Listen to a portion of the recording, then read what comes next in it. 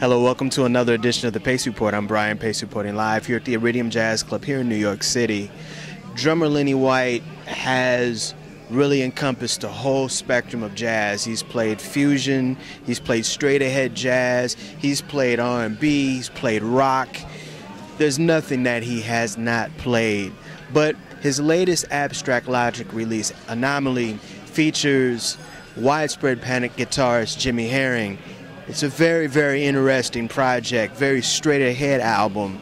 I want you guys to check him out with special guest Jimmy Herring here at the Iridium.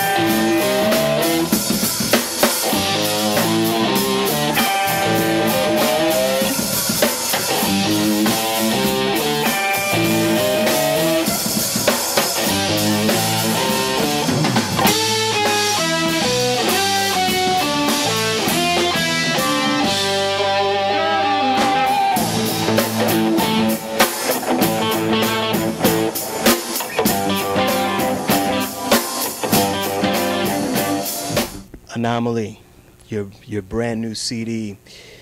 Explain how you paired up with guitarist Jimmy Herring for this project, because this is a little bit of a stretch for you, which you continue to stretch out in most of your recordings. How did you guys get together? Well, what happened is I had a friend of mine who is really, really into music, a lot of different kinds of music. And he had been just talking about, but you should, check out, why don't you get Jimmy Herring to play some? I said, I really don't know who he is. And he said, well, check out his music, And I went and I listened, and I said, wow, I really, he's a great guitar player. He's great. And so I had done most of the record, and then there was one piece of music that I was thinking about doing something with, and I didn't know what I wanted to do. And then I thought about it, and I got it together and sent it to Jimmy. I called him up and said, would you want to play? And he said, sure, man, I would love that. So I sent him the track, and he said, what do you want me to do? I said, just do what you do. Don't worry about it. I'll fix it later. Just go ahead and play whatever you want to play. And he did, and I loved what he did, and the rest is what was on the record. It's on the tune Forever. And he's a great player. He's a better guy than he is musician. I mean, he's such a great guy, a great spirit, and everybody knows that he's a fantastic musician, so that makes him a real special guy too.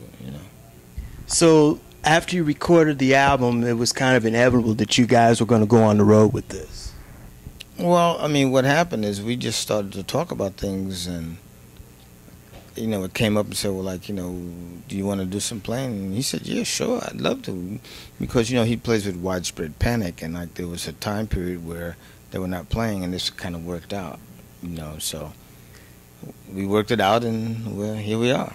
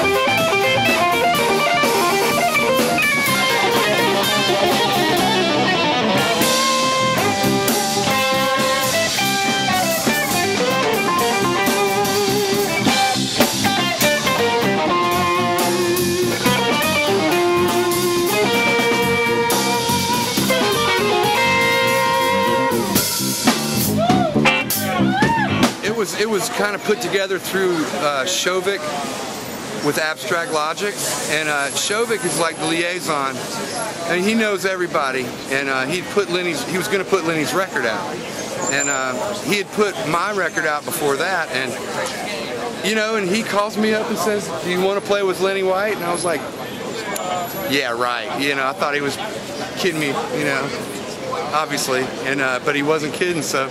Of course. I mean, you know, Lenny sent me a file. It was a computer thing, and because we couldn't all be in the same place at the same time due to scheduling. But you know, man, Lenny changed my whole life. I mean, Return to Forever hit me like a ton of bricks when I was in my late teens in North Carolina, and it just changed my life forever. You know, the big three: Weather Report, Mahavishnu, Return to Forever, knocked me over and changed my whole direction in music and how I think about it. You know. Let's talk about your drumming style. Over the years, you have played on some of the most prolific jazz and fusion records, but you came out at a time when fusion music was in its infancy, and you evolved out of that whole Miles Davis, Azteca, and rock as it evolved. Tell me about who are some of your influences, and how did you become an innovator during fusion jazz during the late 60s, early 70s? Well, it wasn't fusion then. It was called jazz rock. And the difference is that, like, you know, fusion, there's a lot of licks the guys play and different things. And with the exception of Wayne Shorter and Michael Brecker with the Brecker brothers, there wasn't really any saxophone in jazz rock. So that's when it became fusion, when you had saxophone players. You know, like fusion to me is more like Spiral Gyra and what's the other band that I want to talk? Yellow Jackets. That's kind of fusion to me. But what we played was jazz rock because it was very heavily rock oriented. But like harmonically, it was a little bit more sophisticated than rock, and rhythmically, although we did play rock beats, it was a little bit more sophisticated than a rock and roll drummer. And you know, it started maybe before, but I think Tony Williams is the guy who really is like the father of jazz rock music. I mean, in playing with Miles and doing Bitches Brew, that kind of put a face on what the landscape was going to be. It kind of shaped what the landscape was. And, you know, that record is, and Tony Williams' Lifetime Emergency, those are the records that, like, really were on the ground floor of what jazz rock came to be. I mean, like, Larry Coryell had played some stuff before that, and with Chico Hamilton and with Gary Burton.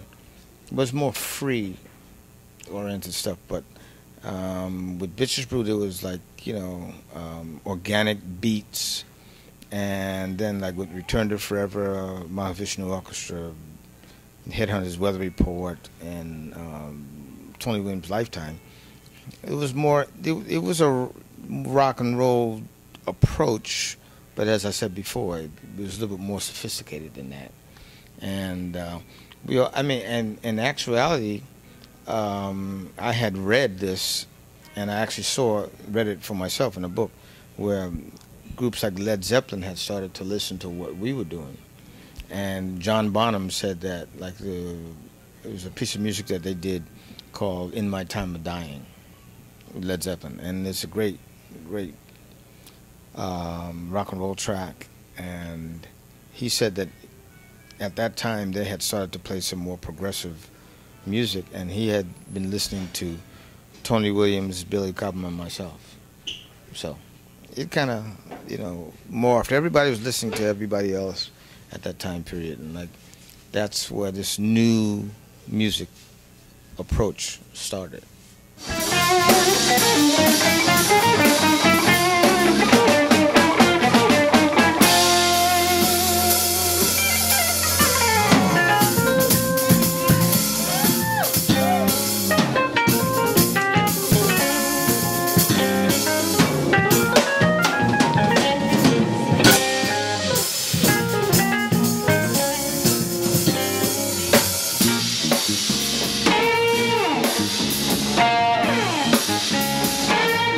going back to Bitches Brew for a second, the musicians on that album kind of the elements. You met Chick Corea, you met some very high potent musicians at that session. How was it that Chick, a couple of years later, asked you to be part of Return to Forever? Well, it didn't happen that way. What happened was I did meet Chick playing on Bitches Brew, but after that I played on Red Clay with Freddie Hubbard and Joe Henderson, and Joe Henderson asked me to be a part of his band, and we did maybe 6 months worth of gigs, and the bass player at that time, Reggie Johnson, decided to go to LA, and so Joe didn't have a bass player, and I went down to Slugs one night and heard Horace Silver's band, and I heard this electric bass player play, and he totally messed me up. He knocked me out. So I went to the bar afterwards and introduced myself and said, here's Joe Henderson's number. He's looking for a bass player, and you should give him a call. And the bass player was Stanley Clarke. And so Stanley Clarke and I hooked up with Joe Henderson. We played with Joe Henderson for about a year and a half. And then I went and played with Azteca. I mean, I played with Freddie Hubbard up there, and then went and played with Azteca. And Chick and Stanley had hooked up playing with, they played with Joe Henderson, and then they played with Stan Getz. And then they put this Return to Forever together. And they were coming from Japan, and I was already in San Francisco. They were going to play a week in San Francisco. And Chick asked me to do the week. It was just a trio, Stanley, Chick, and myself. And that's where the Electric Return to Forever started, because on the last day of a 6-day engagement at the Keystone Corner in San Francisco, we had two guitarists sit in, Barry Finnerty and Billy Connors. And then I was asked at that point to be a part of Return to Forever. And I said, well, I want to stay and do Azteca. And so they went back to New York, and Stevie Gadd played. And while I was in San Francisco, I had been asked to be a part of another band, which was Journey. And then Chick called me again, and I said, okay, no, I'm going to go do Return to Forever. And because Stevie Gadd wanted to stay and just do studio work. And so that's how the whole Return to Forever thing started. That'll do it again for another edition of the Pace Report. I'm Brian, Pace reporting live here at the Iridium Jazz Club here in New York City. I'd like to personally thank Jimmy Herring as well as Lenny White for their time and their hospitality. Also the staff here at the Iridium Jazz Club. As always, please visit my website, www.thepacereport.com, for my weekly column as well as my past segments. Until next time, remember, if it's in the groove, it'll make you move. Peace.